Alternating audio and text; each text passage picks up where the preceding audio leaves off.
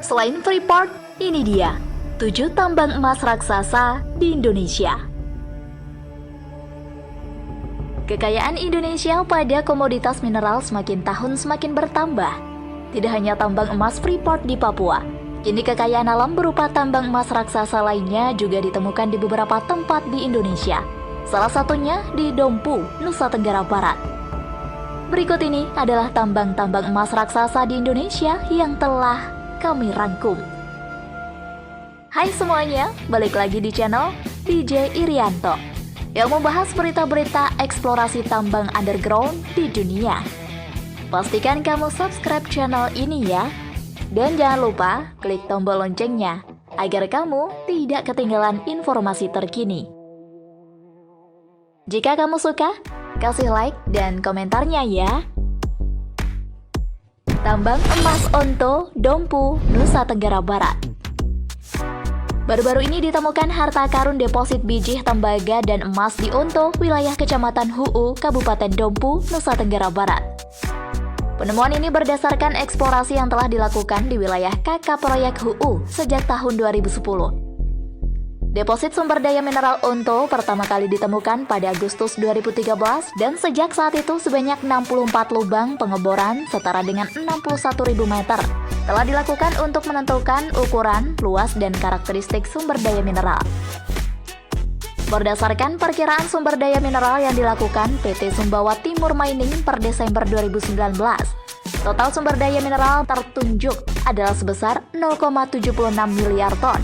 Masing-masing 0,93% tembaga dan 0,56 gram per ton emas serta total sumber daya mineral tereka sebesar 0,96 miliar ton, masing-masing 0,87% tembaga dan 0,44 gram per ton emas. Angka tersebut setara dengan total 1,7 miliar ton masing-masing 0,89% tembaga dan 0,49 gram per ton emas.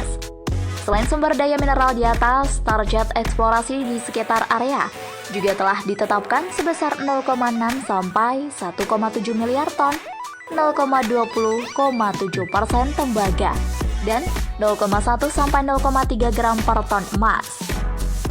Presiden Direktur PT Sumbawa Timur Mining, BD Evans, mengatakan penemuan potensi sumber daya Onto menggambarkan nilai dan peluang yang dimiliki proyek HU'U. Saat ini, proyek HU'U berada pada tahap eksplorasi, dan kami berharap dapat melanjutkan proyek ini dengan tujuan untuk membangun sebuah operasi penambangan kelas dunia di Indonesia, ungkapnya. Tambang Batu Hijau, Nusa Tenggara Barat. Aman Mineral dulu dikenal sebagai Newmont, produksi emas dari tambang batu hijau yang berada di Nusa Tenggara Barat. Tambang Aman Mineral ini bisa mencapai hingga 100 kilo ons emas dan 197 juta pon tembaga setahun. Berdasarkan laporan PT Medco Energi Internasional Tbk, induk usaha Aman Mineral Nusa Tenggara fase 7 bisa mengenjot produksi 4,47 miliar pon tembaga dan 4,12 juta ons emas. Tambang emas Martabe, Sumatera Utara. Tambang emas yang berlokasi di Sumatera Utara ini berada di bawah PT United Tractors Tbk atau UNTR. UNTR memiliki 95% saham PT Agincourt Resources yang mengelola tambang emas Martabe. Produksi di tambang emas Martabe pada kisaran level 300.000 sampai 350.000 ons per tahun. Direktur Keuangan United Tractors Iwan Hadiantoro mengatakan jumlah produksi di tambang tersebut stagnan selama 2 tahun berturut-turut, sehingga perusahaan memproyeksikan produksi di tahun depan masih akan sama.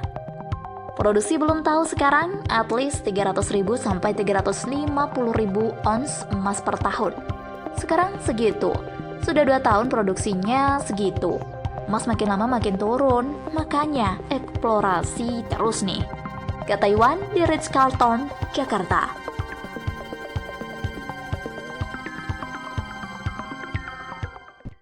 Tambang emas 7 Bukit, Banyuwangi, Jawa Timur. PT Merdeka Copper Gold Tbk atau MDKA berencana meningkatkan produksi mineral yang diproduksi perseroan, yakni emas, perak, dan tembaga.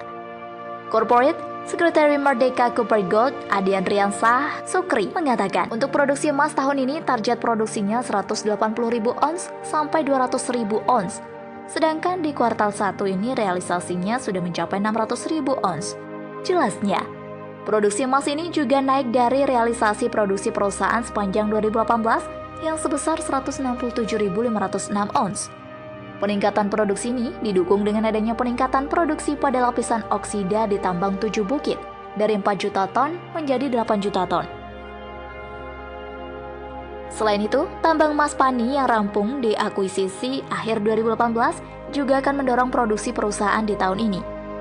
Adapun tambang Wetar di Maluku Barat diharapkan bisa memproduksi tembaga sebanyak 21.000 ton, naik dari total produksi tahun lalu yang sebanyak 17.071 ton. Kenaikan produksi ini dilakukan dengan mengembangkan pit Lerukis yang diharapkan dapat memulai produksi komersial di tahun ini. Tambang emas Ciamas, Jawa Barat. PT Renuka Koalindo Tbk atau SCMI sebelumnya bergerak di sektor batubara, namun kini juga menggali emas. Perseroan resmi diambil alih oleh Wilton Resource Holding Pte. Ltd. atau WRH dan saat ini memiliki kepemilikan sebesar 96,95% atas perusahaan.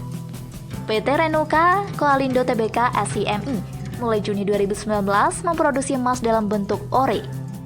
Target produksi emas perusahaan diharapkan bisa mencapai 185.000 troy ounce per tahun dan memperbaiki kinerja keuangannya.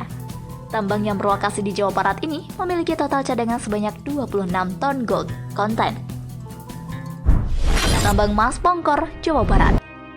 PT Aneka Tambang Tbk atau ANTM menggali emas dari tambang yang berada di Pongkor, Jawa Barat. Direktur Utama Antam Ari Prabowo Ari Tejo mengatakan, pihaknya masih mencoba melakukan eksplorasi di tambang Pongkor. Tambang emas Pongkor beroperasi sejak 1994 silam. Hingga Desember 2018, Aneka Tambang memiliki cadangan emas seberat 19 ton dan sumber daya emas setara dengan 42 ton. Pada tahun ini, mereka menargetkan volume produksinya sebanyak 2 ton emas. Tambang emas Poboya, Sulawesi Tengah. Tambang emas Poboya yang berada di Palu, Sulawesi digarap oleh PT Bumi Resource Minerals atau BRMS, yang 36% sahamnya dipegang oleh PT Bumi Resource atau Bumi.